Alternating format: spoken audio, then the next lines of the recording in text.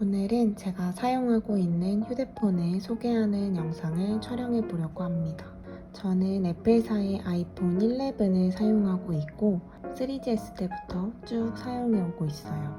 보통 실버를 좋아해서 애플 제품 대부분 실버를 구매하는데 이번에는 이 화이트 컬러에 꽂혀서 휴대폰을 바꾸게 되었습니다.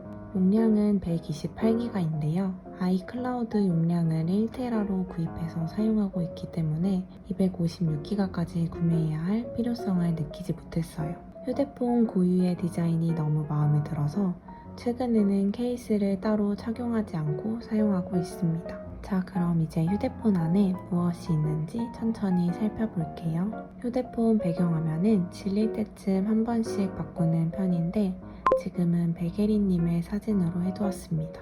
휴대폰을 열었을 때 제가 설정해둔 홈 배경화면이 오롯이 다 보이는 것을 좋아해서 첫 페이지에는 아무것도 두지 않았습니다.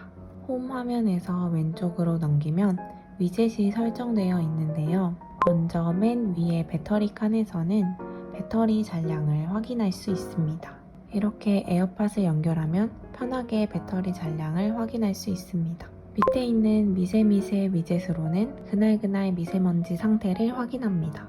지금은 미세먼지가 보통이네요. 바로 밑에서는 스크린 타임을 확인할 수 있는데요.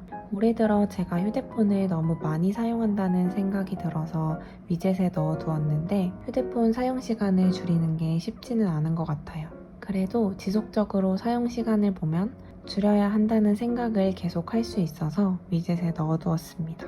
다음 두 가지는 캘린더예요. 위 칸에서는 오늘의 일정을 확인할 수 있고 아래 칸은 다음 예정 일정을 확인할 수 있어요.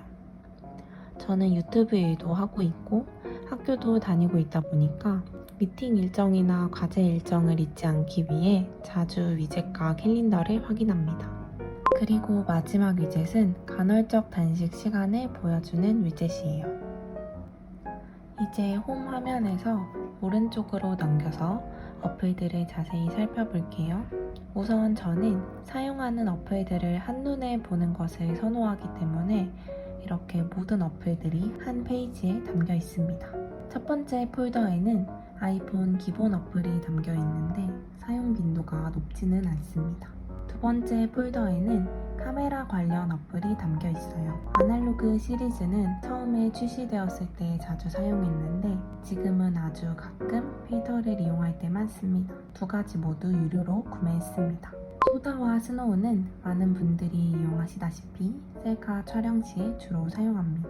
뷰티 플러스와 페이스튜는 포토샵용으로 사용하는데 두 개 다 픽셀이 덜 뭉개진 어플이라서 자주 사용하는 편이에요. 페이스튜는 유료로 구매했는데 아마 페이스튠 2가 무료인 것으로 알고 있습니다. 오른쪽 줄에 있는 세 가지 어플이 제가 사진 보정을 위해 사용하는 어플인데요. 오늘은 푸디 앱을 이용해서 이렇게 제가 인스타그램에 업로드하는 사진을 찍고 편집하는 방법을 공유하려고 합니다.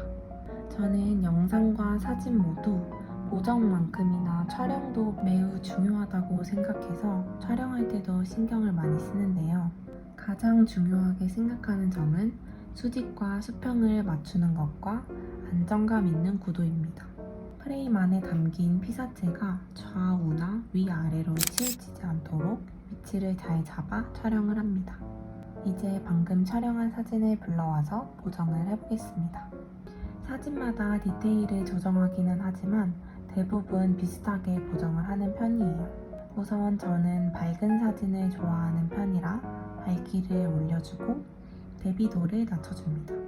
실내에서 촬영한 사진은 색감이 너무 쨍한 것을 선호하는 것은 아니라서 채도를 살짝 낮춰주고 그레인을 살짝 추가해주면 사진에 빈티지스러운 느낌을 줄 수 있습니다. 자연광이 들어오는 사진은 조금 더 입체감을 주기 위해서 하이라이트를 살짝 올려줍니다.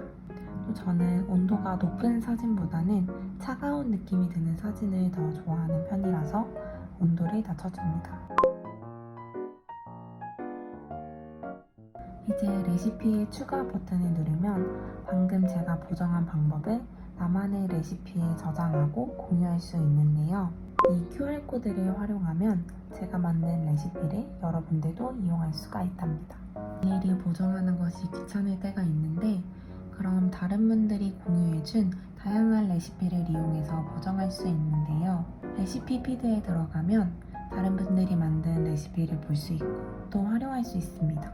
이렇게 레시피를 보다가 마음에 드는 레시피가 있다면 골라서 저장할 수 있어요. 레시피를 저장하고 지금 사용 버튼을 누르면 바로 사진에 적용할 수 있습니다. 오른쪽 위에 QR 버튼을 누르면 제가 공유한 레시피를 스캔하여 이용할 수도 있답니다. 세 번째 그룹에는 제가 체크해야 하는 어플들을 모아두었는데요. 메일은 메인으로 지메일을 이용하고 있어요. 메모는 다른 어플을 따로 다운받지는 않고 기본 어플을 사용하고 있는데 휴대폰, 아이패드, 맥북, 아이맥 어디에서 입력해도 아이클라우드로 모두 연동이 되기 때문에 중요하게 기록해야 할 사항이 있다면 꼭 메모 어플로 기록해둡니다. 유튜브 스튜디오 어플로는 구독자 수나 수익을 확인하고 여러분들이 적어주신 댓글을 확인하고 답글을 다는 용도로 사용하고 있어요. 미세미세와 간단 어플은 아까 보여드렸던 위젯으로만 주로 사용합니다.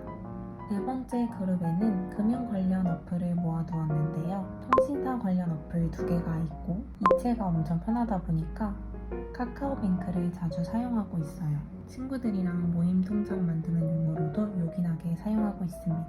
페이팔은 해외 결제를 위해 사용하는데 제 영상에 번역을 해주시는 분들이 해외에 거주하고 계셔서 페이를 이체할 때 주로 이용합니다. 자주 사용하는 카드사 어플들이 있고 토스는 별로 사용하지 않아요. 다음 페이지에는 포인트 카드 어플 몇 가지가 있고 최근에 주식 투자에 관심이 생겨서 한국투자증권 어플이 있습니다. 다음 그룹에는 포털 관련 어플들을 모아두었습니다. 전부 네이버 어플이에요. 저는 일정 관리를 전부 기본 어플인 캘린더 앱을 이용해서 하고 있어요. 메모 어플과 마찬가지로 핸드폰이나 태블릿, 데스크탑 어디에서 입력해도 아이클라우드로 모두 연동이 되기 때문에 최근에는 모든 일정 관리를 이 어플로 하고 있습니다. 다음 그룹은 학교생활과 관련된 어플이 모여 있어요. 모바일 학생증, 도서관 자석 예약 어플, 포털, 최근에는 사이버 강의로 이루어지고 있기 때문에 출결 어플이 있고 또 학교 갈 때 주로 쓰는 지하철 앱이나 택시 앱이 이 그룹에 포함되어 있습니다. 다음 그룹에는 SNS 어플을 모아두었습니다. 맨 윗줄에 있는 V앱, 트위터, 다음 카페는 덕질용 어플인데요. 세 가지 모두 아스트로 공식 계정을 팔로우하기 위해 다운받아둔 앱이에요. 원래는 멜론을 오랫동안 이용해 왔는데 멜론에 없는 음악이나 커버 음악을 듣는 것을 좋아해서 최근에는 유튜브 뮤직으로 듣고 있어요. 핀터레스트는 인테리어나 영상을 만들 때 참고하기 위해 자주 사용합니다. 그리고 인스타그램이 있고 워크플레이스는 회사 커뮤니티입니다. 배송을 오래 기다리지 못하는 저는 마켓컬리와 쿠팡을 엄청 좋아하는 편이고 자취생이라면 빠질 수 없는 배달의 민족 어플과 맥 딜리버리 앱이 있고 가구나 인테리어 용품을 편하게 찾아보기 위해 집 꾸미기와 오늘의 집 어플도 사용합니다. 또 대한통운으로 가장 많이 택배가 오기 때문에 대한통운 어플을 깔아두었어요. 이사를 오면서 중고거래를 많이 해서 당근마켓을 유용하게 사용했어요. 다음 그룹은 여행용 앱인데요. 저는 호텔보다는 에어비앤비를 선호하는 편이고 해외에서는 주로 구글맵을 이용합니다. 마지막으로 저는 원래 모바일 게임을 별로 좋아하는 편은 아닌데 요즘 킬링타임용으로 카트라이더를 자주 하고 있어요. 저번에 브이로그에서 살짝 소개했는데 친구 추가를 해주셔서 구독자분들과 게릴라로 게임을 했는데 너무 재밌었습니다.